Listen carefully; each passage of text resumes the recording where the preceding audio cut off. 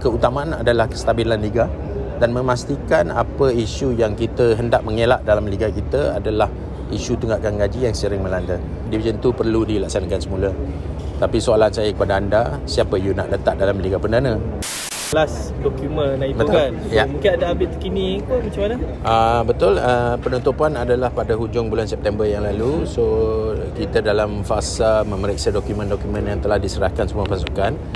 Perjumpaan FIB kalau tak silap saya pada 18 dan 19 minggu depan, dan kita akan panggil PC pada hari 19 hari bulan nanti untuk mengumumkan keputusan lesen-lesen kebangsaan.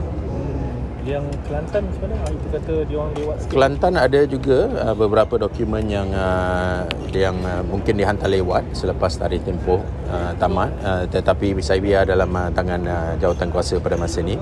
Bila bersidang nanti kita akan membuat keputusan, dan mungkin terlalu awal untuk saya berspekulasi, dan kami harap semua pasukan yang bertanding dalam Liga Malaysia tahun ini memahami kriteria pelesenan ini bukan prosedur baru, dan tahun lepas pun kita sudah mengambil beberapa keputusan yang agak tegas mengenai lesen tahun musim ini.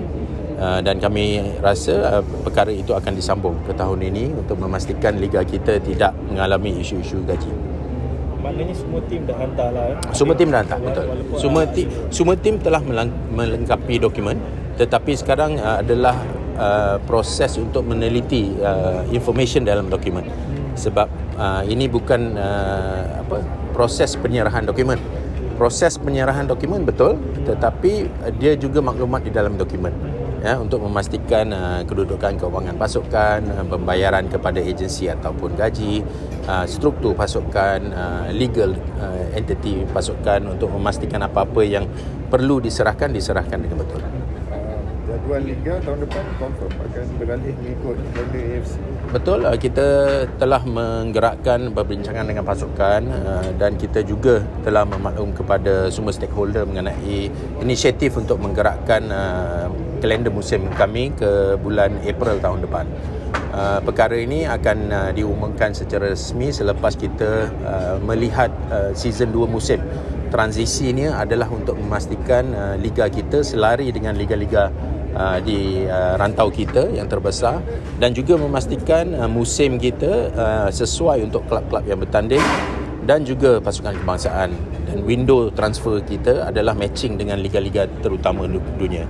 Untuk kalau window transfer kita tidak diterima atau tidak dalam blok yang betul, kita akan hanya terima foreign player yang mungkin tiada pasukan. So kita nak memastikan transfer window kita juga, bila kita pindah liga, akan memastikan transfer window kita selari dengan liga-liga lain. Tetapi transisi ini akan mengambil masa 2 musim. Kalau kita menggerakkan blok yang besar, kita akan either mengalami satu pertengahan atau post season yang terlalu lama dan akan menjejaskan juga kelab dan pasukan kebangsaan. Apa pandangan pasukan kelab-kelab, sebab bila kita nak extend 4 bulan kontrak, kan, jadi macam mana kelab? Saya rasa semua orang faham ini bukan satu transisi yang kita ingin mengalami, tetapi inilah satu perkara yang perlu kita terima juga. Pergerakan musim ni bukan pergerakan yang dimulakan MFL, tetapi dimulakan AFC sendiri. Kami hanya menerima dan sambung apa yang perlu kita lakukan untuk liga kita.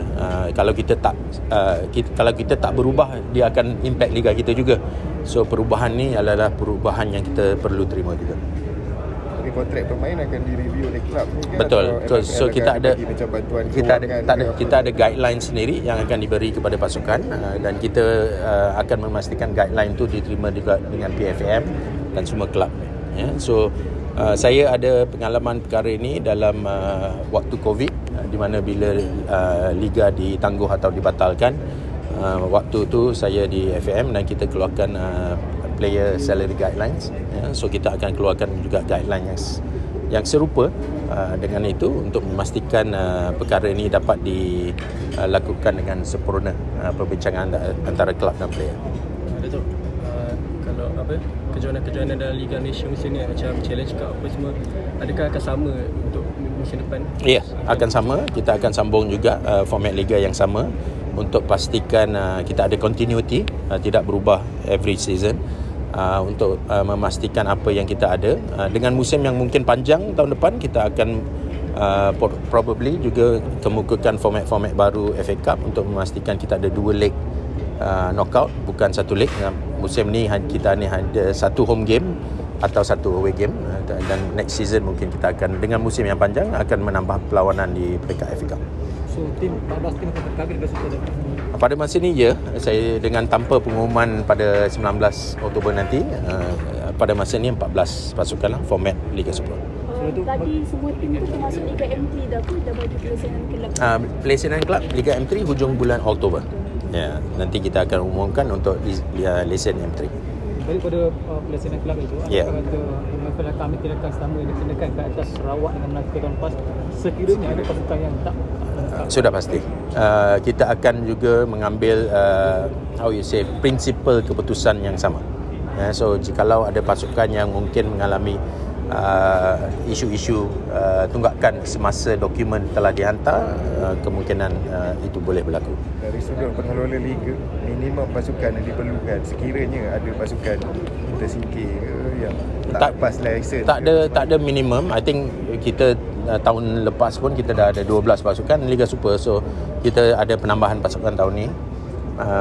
Kami keutamaan adalah kestabilan liga dan memastikan apa isu yang kita hendak mengelak dalam liga kita adalah isu tunggakan gaji yang sering melanda. Dan tahun lepas kita tengok kita telah mengambil langkah-langkah awal untuk mendenda pasukan atau menolak mata, dan juga pada penghujungnya telah terpaksa tidak diberi lesen kepada 2 pasukan. Kami harap tahun ini perkara ini sebagai ini dapat dielakkan, tetapi mungkin ada rumours dan perkara ini berlaku lagi, dan kami akan mengambil tindakan yang sepatutnya diambil untuk memastikan kita dapat melaksanakan satu liga tanpa isu ini berlaku lagi. Liga Perdana memang tangguh. Ya? Liga Perdana. Liga Perdana. Okey, saya Liga Perdana ni dalam kesesuaian satu piramid bola sepak, selalu orang bertanyakan lah Liga Perdana atau Division 2 lah, kita jangan panggil Division 2 perlu dilaksanakan semula. Tapi soalan saya kepada anda, siapa you nak letak dalam Liga Perdana? Dalam isu dia adalah pembangunan kelab yang perlu kita keutamaan kita. Disebabkan format kadang-kadang adalah kena tengok daripada kesesuaian pasukan yang bertanding. Kalau nak adakan Division 2, siapa you nak letak dalam Division 2? So Daripada M3 tu naik berapa pasukan? 4. 2. Liga M3 kan. Liga M3 pun bermasalah dengan kuantiti pasukan yang sedia ada. Kalau you ambil 4 pasukan, you nak turunkan 2 pasukan jadi Liga 6 pasukan je. So dekat sini adalah keutamaan tahun depan adalah untuk MFL bergabung dengan AFL untuk melaksanakan lebih banyak pembangunan kelab di peringkat AFL. Betul kata anda adalah untuk memastikan kelab-kelab M3 menjadi kaliber mengisi ruang M2. Tetapi sekarang saya rasa semua faham M3 masih jauh daripada M2. Daripada segi bukan saja daripada segi piramid bola sepak, tetapi daripada segi entiti yang kita perlu untuk mengisi ruang M2. So kami harap dalam musim yang seterusnya kita dapat mengisi ruang M2, tetapi keutamaannya adalah kestabilan pasukan di M2.